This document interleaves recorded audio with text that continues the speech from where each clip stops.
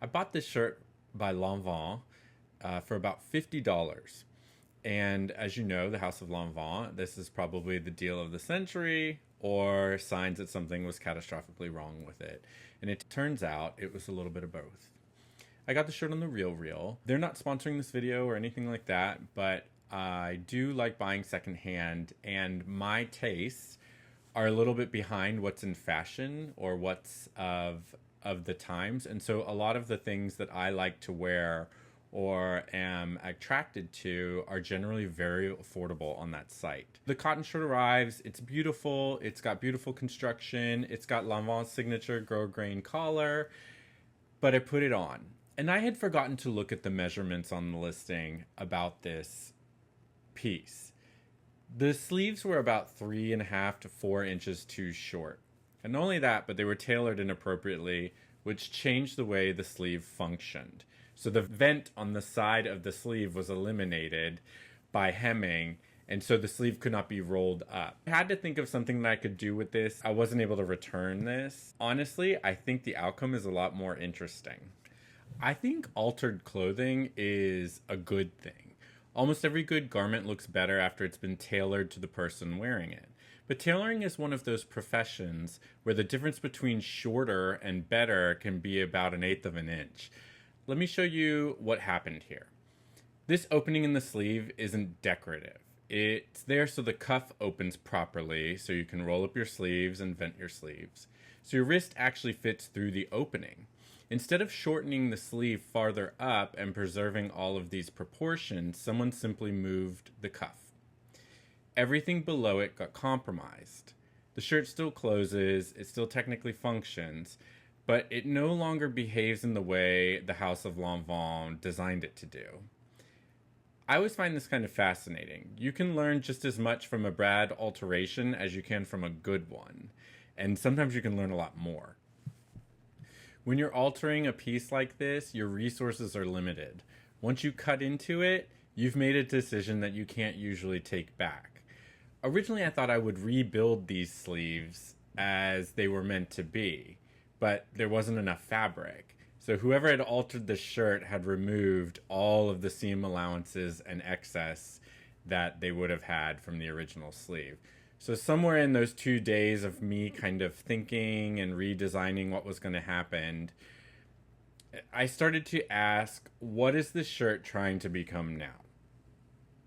That became the project, not a restoration, but a reinterpretation of a shirt that I know and love.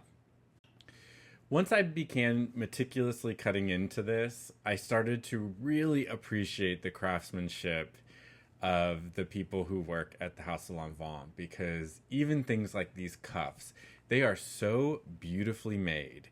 And when I got in there and began to see the interfacing and the small stitches and the curved lines and the extremely precise buttonholes, it was so much effort to make something that looked so simple look so elegant.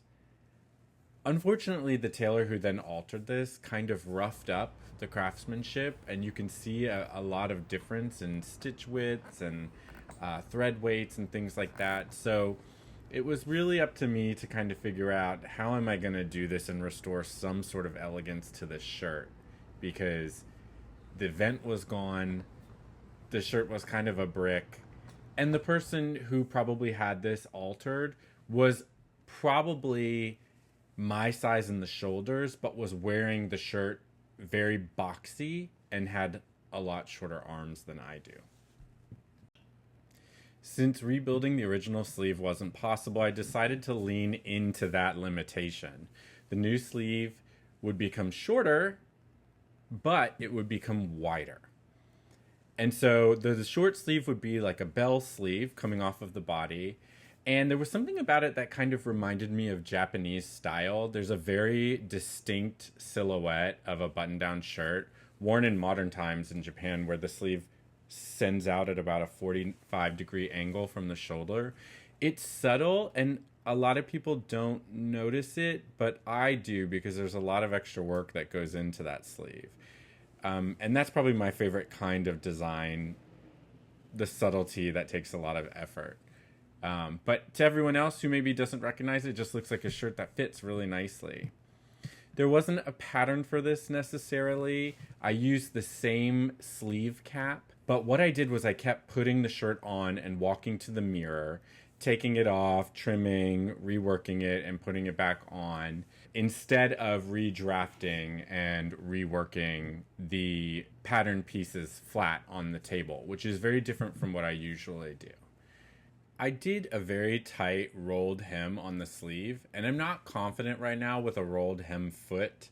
However, I did some meticulous ironing and sewed the first fold and then the second fold on the hem on the sleeve. That added a lot of structure to the hem of the sleeve, which gives it kind of a shape.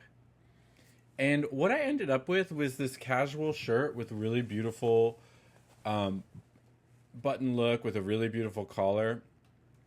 It still has everything that the Lanvin shirt had originally that I really loved. It just feels a little bit rejuvenated and has a better use. It's not always about making the clothes fit to you perfectly, but giving them some kind of new utility or new life.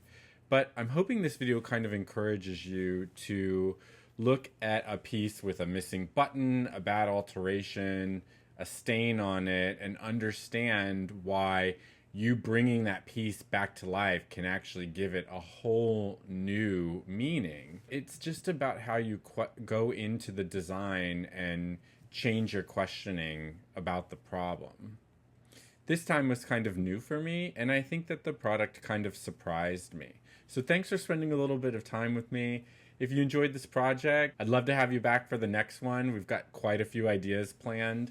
Some sensible, some probably not, and then some decor and things like that.